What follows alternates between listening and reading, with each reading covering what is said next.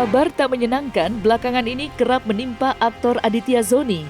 Bagaimana tidak, sudah beberapa bulan ini adik Amar Zoni itu ramai diberitakan melakukan penggelapan dana senilai 500 juta rupiah terhadap koleganya. Mengingat beberapa waktu yang lalu, suami Yasmin Owe itu dilaporkan Christopher Angga Astra dengan tuduhan penipuan dan penggelapan uang senilai 500 juta rupiah ke Polda Metro Jaya. Menyikapi hal tersebut, Aditya Zoni didampingi kuasa hukumnya baru-baru ini memberikan klarifikasi jika laporan yang dibuat rekan bisnisnya tidak cukup bukti sehingga tidak layak untuk dilanjutkan. Lantas, benarkah Aditya Zoni sempat mendapat teror dan ancaman? Dan langkah apa yang akan ditempuh Aditya Zoni menanggapi laporan tersebut?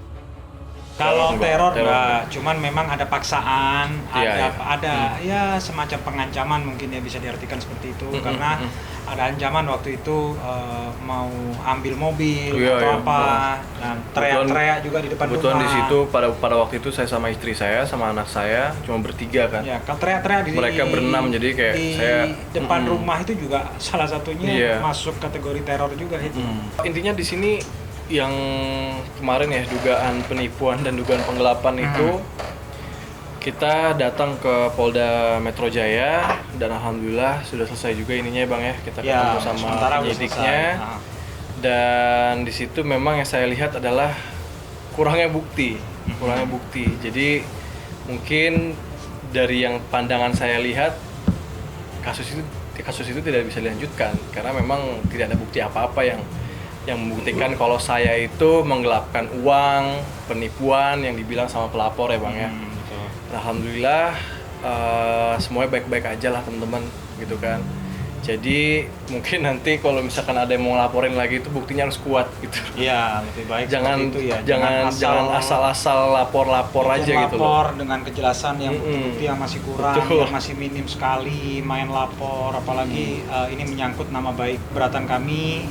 Sudah ditindaklanjuti oleh pihak Polda dan insya Allah segera mungkin ada kejelasan dari pihak Polda apakah itu bentuknya diberhentikan. Nah jadi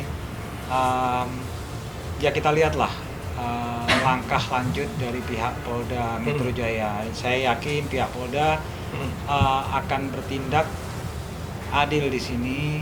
Benar apakah kasus ini layak untuk dilanjutkan ataukah tidak, itu insya Allah pihak Polda akan bertindak sejujur-jujurnya. Ya, sejujur-jujurnya dan tidak memberatkan seseorang yang memang benar-benar tidak pernah menerima uang tersebut. Kalau masalah laporan ini tidak terbukti atau enggak, itu nanti bakal didalami oleh pihak yang berwajib. Cuman statement yang kita kasih buktinya tidak kuat.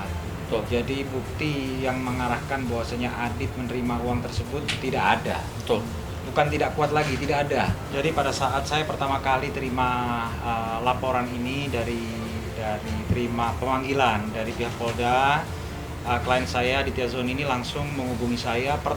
Pertanyaan pertama yang saya berikan kepada Aditya Zoni pada saat itu, apakah pernah kau menerima uang dalam bentuk separate, terpisah? 100 ataukah 50 10 kali ataukah 252 kali ataukah berapapun jumlahnya, intinya dari seseorang kau pernah terima uang 500 juta enggak? Bang, aku nggak pernah terima uang seperti itu yang nggak jelas bentuknya. Selama ini apa yang aku terima ya memang itu memang hakku, itu kata klien saya pada waktu itu. Dan akhirnya makanya saya kasih statement sebelum saya datang ke pihak Polda Metro Jaya pada waktu itu. Saya sempat kasih statement bahwasanya klien saya tidak pernah menerima uang dan saya berani fight untuk klien saya, dan alhamdulillah memang setelah kami datang ke Polda Metro Jaya itu semua makin gamblang bahwasanya tidak pernah ada bukti transfer masuk kepada klien saya. Jadi pada waktu itu pernah ada kerjasama skincare ya, skincare. Nah, skincare.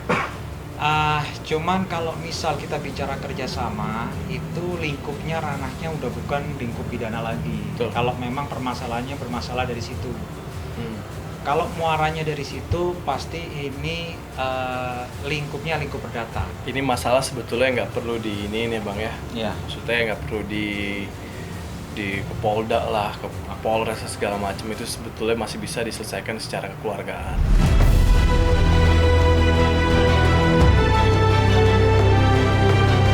Selain kasus hukum yang membayangi Aditya Zoni, kabar tak sedap lainnya yang juga menjadi perhatian banyak orang ialah isu keretakan rumah tangganya dengan Yasmin Ooi. Seperti sempat diberitakan sebelumnya, rumah tangga Aditya Zoni dan Yasmin Ooi terancam bubar. Dugaan itu semakin kuat usai sang istri memutuskan pulang ke Malaysia. Kepergian Yasmin Ooi disinyalir adanya pertengkaran hebat dengan Aditya Zoni. Lantas, seperti apa Aditya Zoni menanggapi rumor keretakan rumah tangganya itu? Dan benarkah dalam waktu dekat ini Aditya Zoni akan ke Malaysia untuk menjemput sang istri dan buah hatinya? Tahun lalu masih ada bapak, masih lengkap lah semuanya kan.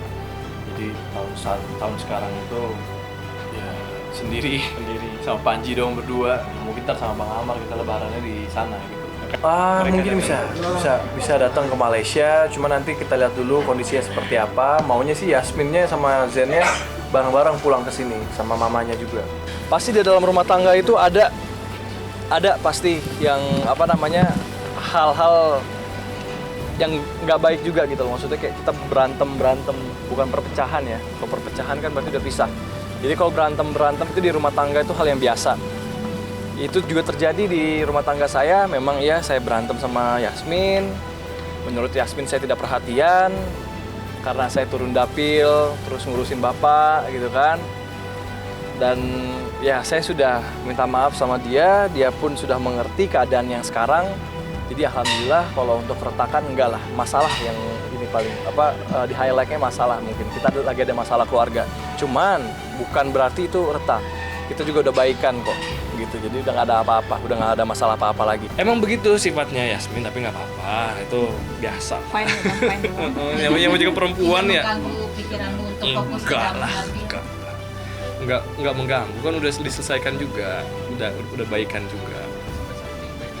Baik-baik aja. Jadi rencana Itu biasa, itu berantem biasa. Kita sering ngelakuin itu dan bahkan mungkin 1000 kali lagi akan ada seperti itu. Cuman tetaplah kita memegang teguh karena untuk apa kita berpisah kalau misalkan kita dari awal saling mencintai. Jadi harus saling mengerti lah gitu kan. Dan saya pun paham Yasmin kenapa seperti itu. Ya karena sayanya turun dapil terus, masyarakat terus, sibuk ngurusin bapak segala macam sampai tanda kutip perasaannya Yasmin dia merasa kalau saya tidak perhatian sama si Yasmin atau sama Zen. Cuma kan nggak begitu gitu kan.